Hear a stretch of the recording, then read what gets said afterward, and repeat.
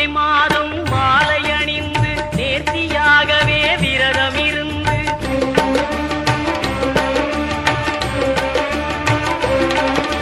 பார்த்த சாரதியின் மைந்தனே உன்னை பார்க்க வேண்டி